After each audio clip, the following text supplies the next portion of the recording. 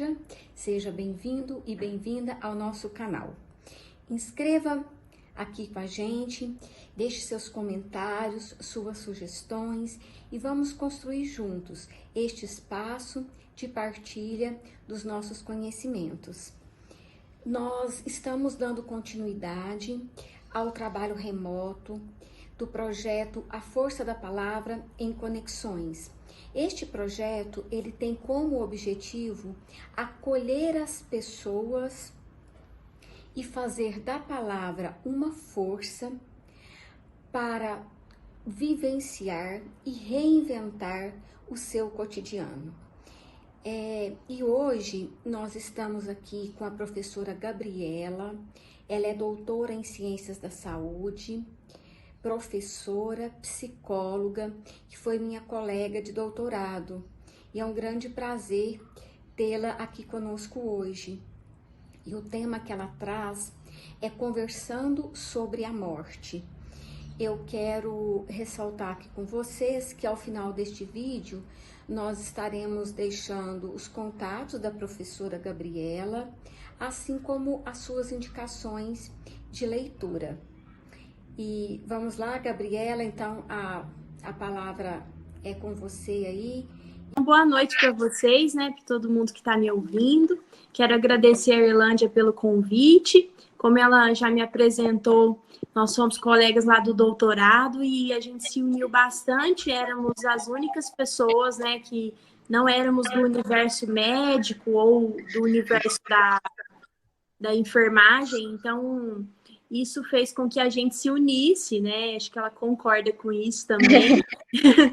Porque a nossa pesquisa tinha um caráter diferente, né? Que tinha esse caráter de um olhar mais qualitativo, nós duas muito preocupadas com a qualidade da conversa, com os conteúdos das conversas, né? A Erlândia estudando as rodas de conversa e eu estudando pacientes com condições em condições de doença degenerativa, né? Então, principalmente pacientes com esclerose lateral amiotrófica, e o meu doutorado, então, teve muito esse recorte e aí eu acho que eu posso começar falando do mestrado, porque isso vai me ajudar a conversar com vocês.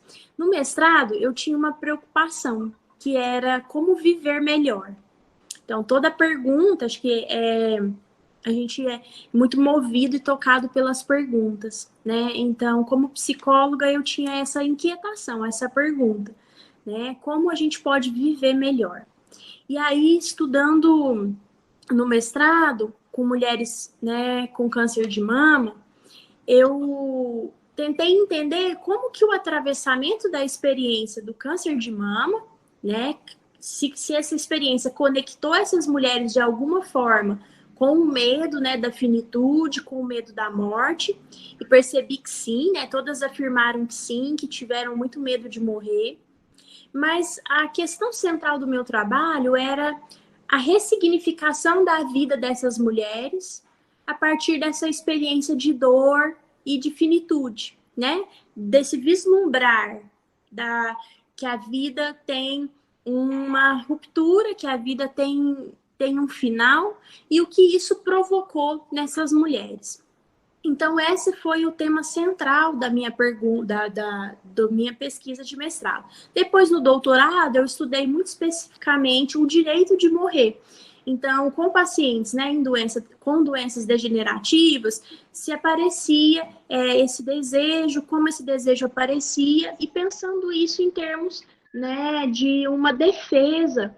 E aí o meu trabalho claramente é uma defesa ao direito de morrer, a dar liberdade para que as pessoas, em determinadas condições, né, tendo a gente cuidado de muitas vulnerabilidades, que em determinadas situações elas possam fazer essa opção, né, que é um assunto muito diferente e novo no Brasil, não tão novo em outros países, mas no Brasil é sim novo, né, porque a gente está num país com tantas dificuldades que a gente tem primeiro conversado sobre viver, né? Sobre viver melhor. Mas a gente, às vezes, esquece, então, de falar dessa outra temática muito importante. Então, quero voltar com vocês nesse ponto que eu disse, a ressignificação da vida a partir da morte, que foi o meu tema do mestrado, né? Às vezes a gente tem medo, porque a morte assusta do ponto de vista do final. Como é que é isso de não existir mais, né? A gente não consegue muito bem pensar sobre como é não existir mais. A gente não consegue muito bem pensar sobre como assim, como assim morte, né? O que será que acontece? Então, o desconhecido, a falta de controle sobre isso, né? Uma facticidade que está dada, é algo que quando a gente é lançado no mundo, quando a gente é lançado na existência, essa realidade está dada, está posta. E o bebezinho já está envelhecendo. E a cada dia do bebezinho, ele tem um dia a menos, né? Então, esse confronto com a finitude é algo que culturalmente, né, socialmente, nos assusta, né, muito especialmente na nossa realidade aqui do Ocidente, né, e da modernidade, da pós-modernidade. Veja bem, gente, era-se esperado que com a tecnologia, era-se esperado que com controle científico, que a gente pudesse chegar cada vez mais perto da felicidade, né? E cada vez mais esticar a vida de uma forma que a gente pudesse viver melhor, etc. Mas o que a gente tem visto, né? O que a gente acompanha é que esse esticar nem sempre garante qualidade, né? E que na modernidade, o projeto da modernidade falhou, porque esse projeto de ordem gera progresso, não necessariamente, né? A gente descobriu que não necessariamente ordem vai gerar progresso.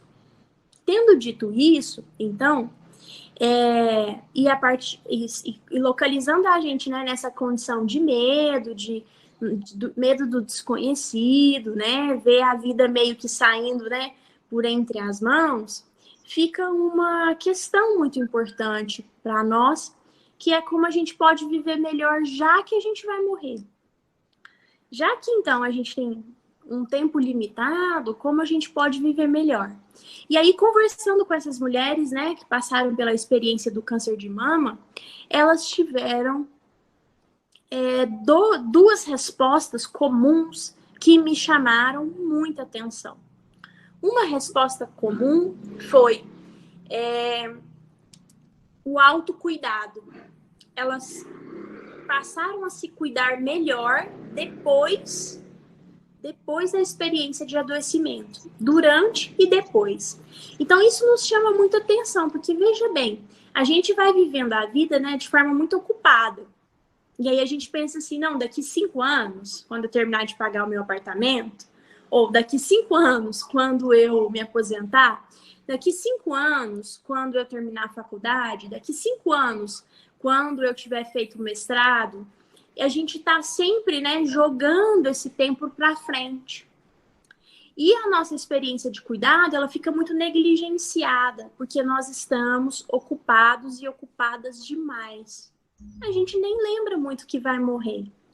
Mas isso, de alguma forma, está em nós. Isso, de alguma forma, está em nós. Então, o que o coronavírus faz? Que está todo mundo muito sofrido nesse momento. Ele revela o óbvio, que é a nossa fragilidade. A fragilidade, essa fragilidade, ela é óbvia, mas ela não é sentida quando a gente está ocupado na vida social, quando a gente está ocupado encontrando as pessoas, indo aos restaurantes, passeando no shopping. Não chama atenção de vocês ver no jornal a reinauguração do Beto Carreiro World em plena pandemia. Eles estão reinaugurando o Beto Carreiro World para ver não sei o que, nem não sei o que. As pessoas fazendo fila para entrar no shopping, porque o shopping fechou. E aí agora, se você ver, basta ligar a televisão ou lê nos noticiários, né? Então as pessoas, elas querem se distrair de alguma forma, porque a vida é dura demais. E às vezes encarar esse processo, né, de finitude é duro demais.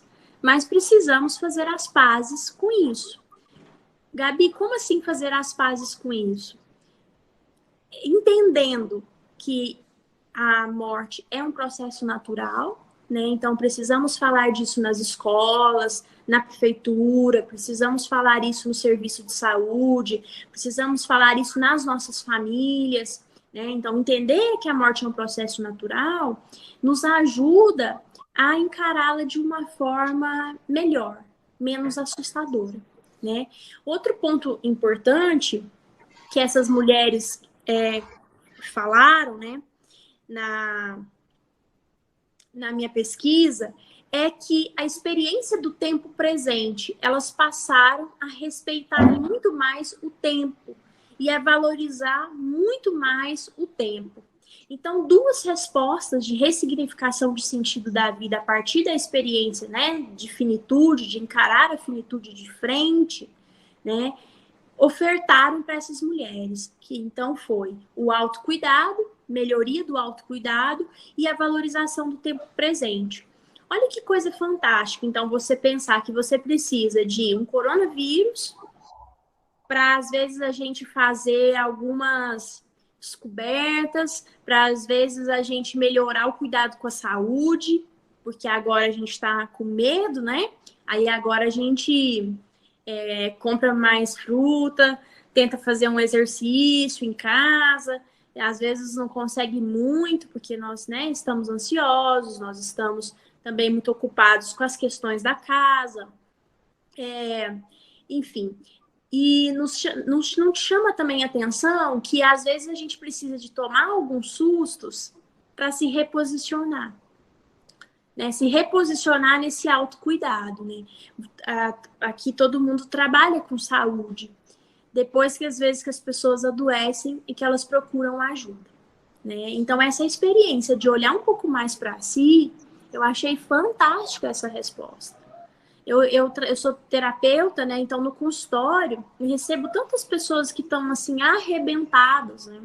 Que poderiam ter buscado ajuda antes, mas tem dificuldade de pedir ajuda, tem dificuldade porque negligencia isso, então vai levando, né, sem olhar para si, sem entender, eu mereço ser cuidada, né? Eu mereço me cuidar, eu mereço olhar um pouco mais para mim, porque eu gosto, né? Tem aí, nós estamos aqui na maioria em mulheres, talvez todas nós somos mulheres, e às vezes a gente não sabe o que gosta, porque a gente está sempre na posição de doar, de cuidado.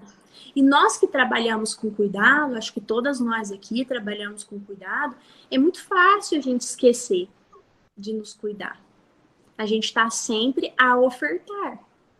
A gente está sempre a servir, a serviço, né? E aí a casa vira um caos, a gente vira um caos, e logo os sintomas aparecem. Então, achei essa resposta dessas mulheres fantásticas, né? O autocuidado. A outra resposta, então, sobre a valorização do tempo presente, passa por esse lugar de compreensão. A vida é finita, isso oferta para a vida mais sentido, porque veja bem, qual seria o sentido se a gente vivesse, independente da sua crença, se a gente vivesse aqui, eu, Gabi, a Irlândia sendo a Irlândia, a Rosuíta sendo a Rosuíta, quem está me ouvindo sendo quem vocês são. Como seria a gente, então, se a gente não morresse? Como a vida seria se a gente não morresse? Que sentido teria? Como as profissões de cuidado, por exemplo, seriam organizadas se a gente não morresse? Não é interessante pensar? Então, quando a gente fala da valorização do tempo presente, a vida ganha mais sentido justamente porque ela passa.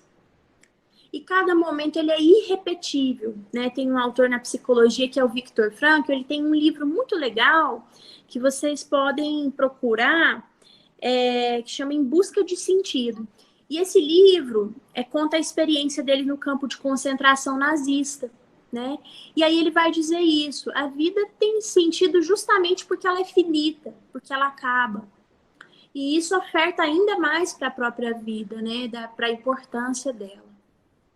Então, o Frankl, no livro, ele apresenta 3 formas para que a gente encontre sentido na vida. E acho que falar de morte é falar de sentido, né? De busca de sentido. E uma primeira forma de encontrar sentido, ele vai dizer que é a gente construindo, que é a gente dedicando-se a alguma ação. Mas, obviamente, não é qualquer ação, né? São ações que nos são importantes, né? É como se a gente carregasse uma missão.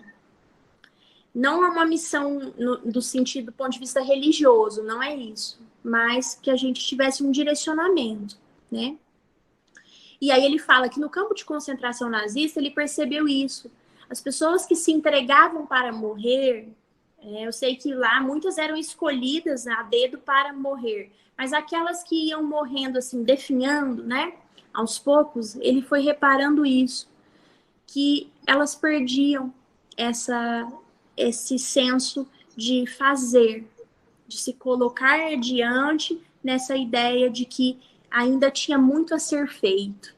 E ele fala que uma das razões pelas quais ele sobreviveu, ele vai atribuir a obra dele, ele tinha um livro, né, um manuscrito, que os soldados nazistas tiraram e jogaram fora. E aí meio que ele fez esse quase um compromisso, né? Eu vou tentar sobreviver ao máximo porque eu tenho uma obra para terminar. E a experiência dele é muito importante na psicologia, muito importante. Esse livro é lindo, não é só para terapeutas, né? Chama Em Busca de Sentido, um psicólogo no campo de concentração. E aí, a segunda forma de encontrar sentido, gente, ele vai dizer que é na experiência do amor e da contemplação, né? Do encontro com a beleza. O amor não é necessariamente o amor erótico, né? O amor de namoro, mas é o amor maternal, fraternal, o amor de um amigo, um amor de uma amiga, né? Quando o sagrado, o meu sagrado, também não no sentido religioso, mas o meu sagrado te encontra. E o seu sagrado me encontra, né? E aí a gente tem uma experiência de amor.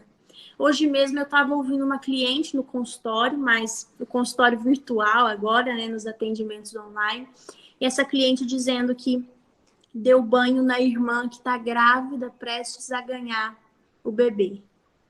E eu achei lindo o relato, aí ela disse que se emocionou muito dando banho na irmã, a irmã também, mas que elas não conversaram sobre isso. Veja bem, não houve palavra, mas houve muito mais do que palavra ali. E foi um encontro de amor, e isso, assim, coloca essa cliente que estava com tantas dificuldades, eu entendo que agora numa outra condição, né? Então, essa experimentação da beleza e a experimentação do amor é um jeito de encontrar sentido e de construir sentido. Isso que o Frankl também fala. O sentido da vida, ele não está dado. Então, é a vida que nos pergunta qual é o sentido, e não o contrário. Porque, em geral, a gente pergunta, né? De onde eu vim, para onde vou, qual o sentido de estar aqui. E ele reposiciona ao contrário. Ele vai dizer que a vida é que te pergunta, né? A vida é que te faz essa pergunta de sentido. E uma terceira forma de encontrar sentido, ele vai dizer que é a experiência do sofrimento. O sofrimento a gente aprende, né? Na Bíblia Sagrada tem um trecho muito interessante que diz assim: melhor é a casa onde há luto do que onde há festa. Olha que bonito. Acho que é Provérbios ou Eclesiastes. Melhor é a casa onde há luto. Por quê? A Bíblia Sagrada não é mórbida, não. Mas o que Salomão, eu tenho certeza que foi Salomão, só não me lembro o livro, quer ensinar com isso? Quer ensinar que no luto a gente aprende. a experiência do sofrimento e da dor a gente aprende, né? E isso nos transforma. Isso nos transforma. Então, nós somos transformados nesses três, né? Por esses três caminhos que o Frankl nos aponta. E aí, de novo, queria te voltar para a resposta dessas mulheres, né? Que é autocuidado e a valorização do tempo presente. É preciso fazer as pazes com o fato de que vamos morrer, né? E culturalmente a gente não aprende a falar sobre isso. Culturalmente a gente afasta, né? A morte antes as pessoas eram veladas em casa. Hoje não mais. Hoje todo mundo se anestesia para os velórios, né? Tem uma outra realidade nesse ritual. Então, isso pelo menos na nossa cultura, né? Então, como terapeuta, eu vejo muito que a morte nos atravessa de diversas formas. Seja num relato como de um outro cliente dizendo, eu penso nisso o tempo todo. E eu penso que se eu tô ali regando as plantas e eu vejo uma flor bonita, eu penso que ela vai murchar e morrer. Se eu tô brincando com meu cachorro, eu penso que ele vai morrer. Se eu tô brincando com minha sobrinha, eu penso que ela vai morrer, que eu vou morrer. Claro que isso se torna patológico, adoecido, né? A forma dele encarar, que tá paralisando ele, tá levando muito sofrimento. Então, uma coisa que eu tenho trabalhado muito com ele é, assim, uma frase de um autor que eu gosto muito, que é a vida antes da morte. A vida antes, né? Como é que a gente tem vivido uma vez que a gente vai morrer. Isso é fazer as pazes. Um livro que eu deixo de indicação para vocês, um livro também que eu gosto muito, é de uma médica, né, que está muito famosa no Brasil, a Ana Quintana. Tem ela no YouTube, vocês podem assistir com facilidade. Ana Quintana, o nome dela. O livro é A Morte é um Dia que Vale a Pena Viver. Esse livro nos ajuda muito, muitíssimo. Tá? A Morte é um Dia que Vale a Pena Viver. Um livro lindo. Agora ela tem um outro que eu ainda não li, que eu acho que o nome é tipo Contos Lindos de Morrer, alguma coisa assim. Então ela é uma médica paliativista, né? Falando da beleza da morte. A gente aprende que a morte é feia. Por isso que quando eu falo meu tema de doutorado para as pessoas se assustam. Como assim você está defendendo o direito de morrer, né? Às vezes eu entro em algumas conversas que a pessoa pergunta, aí eu fico assim, não quero falar, porque não vai dar tempo de falar tudo que precisa falar sobre isso. E porque a pessoa, às vezes, não está preparada para ouvir, mas obviamente a gente precisa falar, né, disso na universidade. Eu sou professora, então falo muito disso com os meus alunos, futuros terapeutas, não é? Então, a gente precisa conversar sobre isso. Fiquei muito feliz com esse tema. Quarta noite, né? Em meio à pandemia, vocês estão animadas demais. Obrigada, viu, Irlândia? E aí, estou disponível para responder os comentários, as perguntas, né?